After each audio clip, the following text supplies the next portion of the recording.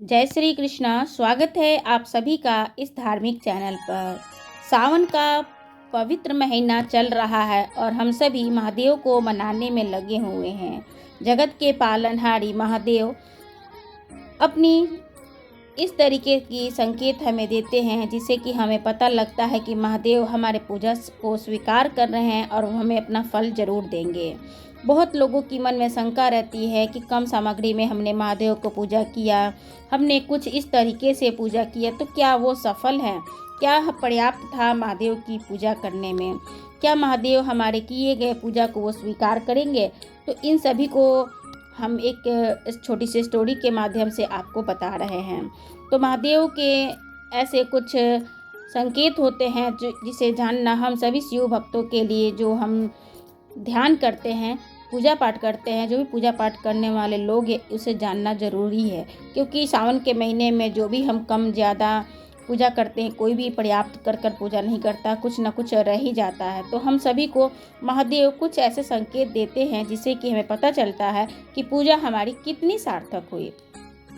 इसी वीडियो को आगे बढ़ाते हुए अगर आप हमारे चैनल पर नए हैं तो चैनल को सब्सक्राइब कीजिएगा। वीडियो अगर पसंद आए तो वीडियो को लाइक कीजिएगा और आपको यूज़फुल लगे तो आप इसे फ्रेंड सर्कल में भी शेयर कीजिएगा। एक बार की समय है कि माता पार्वती भोलेनाथ के साथ कैलाश पर्वत पर बैठी हुई इस चर्चा में बैठी थी कि कह रही थी कि महादेव कैसे पता चले कि आप प्रसन्न हैं।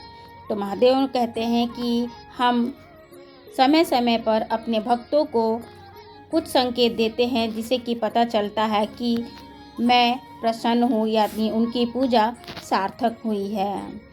महादेव ने कहा कि हे पार्वती, तुमने बहुत ही अच्छा प्रश्न किया है, तुम ध्यानपूर्वक इस कथा को सुनो। ऐसे में कहूँगा तुमको समझ में नहीं आएगा। मेरा एक परम प्रिय भक्त ब्रह्मदत्त नाम का एक भक्त था।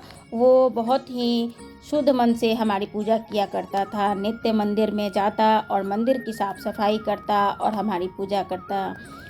साथ में मंदिर में आने वाले श्रद्धालुओं को भी अपनी सेवा देता था तथा उनके कहे बिना ही उनकी सहायता किया करता था। उस ब्रह्मदत्त के एक पुत्र और एक पत्नी थी, जो कि वो सभी भी सदाचारी और गुणी थे। शास्त्रों को समझाता हुआ नित्य शिव पुराण का वो पाठ भी किया करते थे। ब्रह्मदत्त महादेव के हर सोमवार का व्रत करता था तथा वो शिवरात्रि के दिन निर्जला रहकर भी व्रत करता था, मेरी पूजा करता था।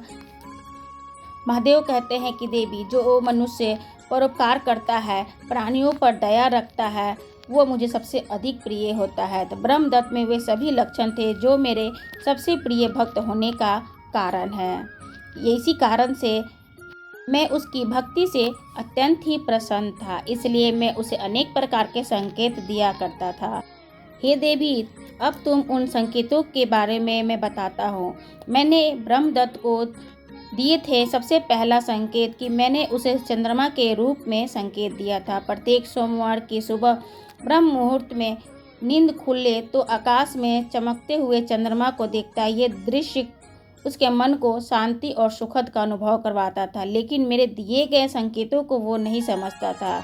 इस संकेत के फलस्वरूप उसका दिन बहुत ही अच्छा जाता था। गांव में एक महत्वपूर्ण व्यापारिक सौदा के लिए आया और लाभ उसे प्राप्त हुआ। इस तरीके से उसके जीवन में खुशियाँ आ गईं और उसका भाग्य प्रबल हो गया। महादेव कहते हैं कि हे देवी, मैंने उसे ऐसे ही दूसरा संकेत दिया। नागराज के रूप में कुछ सप्ताह के बाद सोमवार को ब्रह्मदेव जो था वो गांव के पास स्थित एक शिव मंदिर में जा रहा था। रास्ते में उसने एक नाग देवता को देखा तथा उसने विचलित कर दिया नाग देवता को देखकर, क्योंकि नागों से उसका स्वाभाविक भय था। फिर भी उसने इसे भगवान शिव का संकेत नहीं समझा और इस संकेत के फलस्वरूप उस दिन उसे एक अप्रत्याशित स्रोत से धन का प्राप्त हुआ। इस तरीके से उसे मैंने फिर से तीसरा संकेत दिया नंदी के स्वरूप में। उसे स्वप्न में नंदी के साथ खेलते देखा। उसने देखा इस स्वप्न के बाद उसे धन की लाभ हुई। इतने सारे संकेतों को समझने के बाद भी ब्रह्मदत्त अपने संकेतों को ध्यान से नहीं समझा कि ये महादेव की असीम कृपा चल रही है उसके ऊपर। इस तरीके से मैंने उसे कई संकेत दिए और उसके सभी दरिद्रता का नाश हो गया।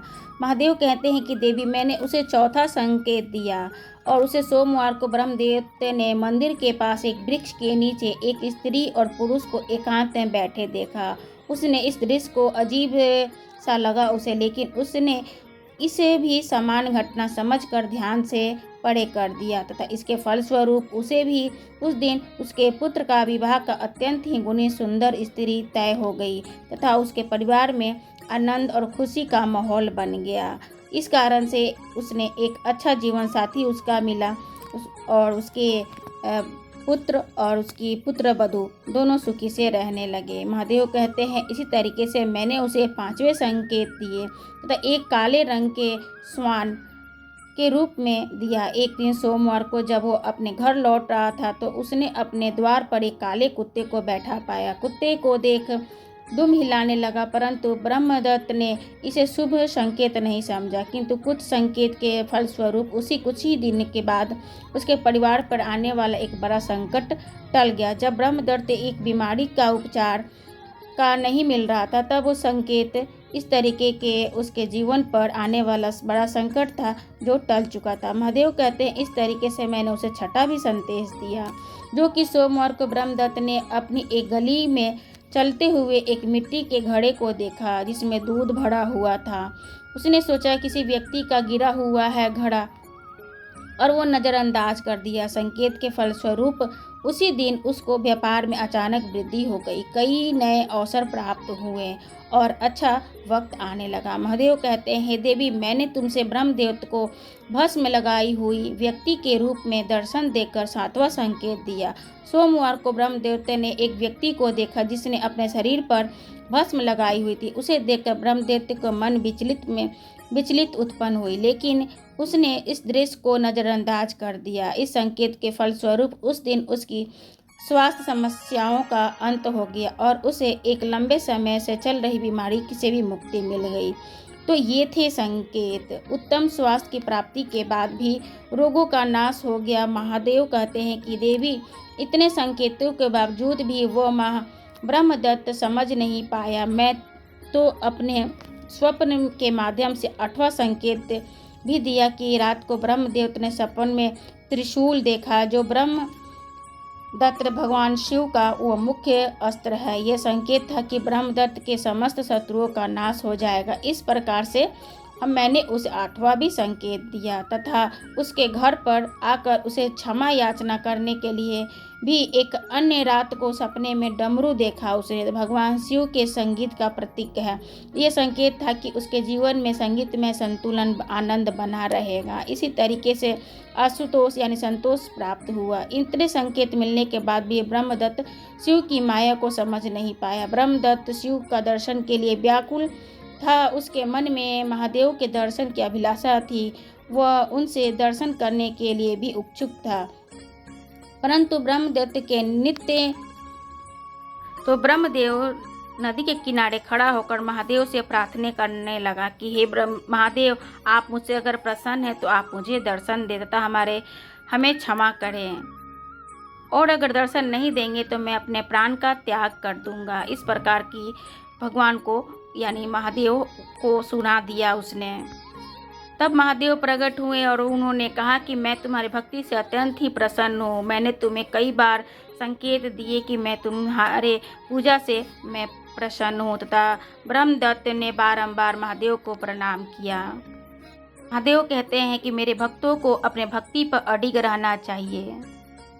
यहीं पर महादेव और पार्वती का संवाद समाप्त हुआ। भक्तों को ये शिक्षा मिलती है कि भगवान संकेत देते हैं और हमें उसका ग्रहण करना चाहिए, अडिग रहना चाहिए। वीडियो पसंद आया हो तो ज़रूर वीडियो को लाइक कीजिएगा, चैनल को सब्सक्राइब कीजिएगा। इसे पूरे महीने आप ज़रूर एक बार सुनिएगा। फिर मिलते हैं एक नए विषय के साथ। तब तक दे विदा हमें। जय श्री कृष्ण। बोलो हर हर महादेव।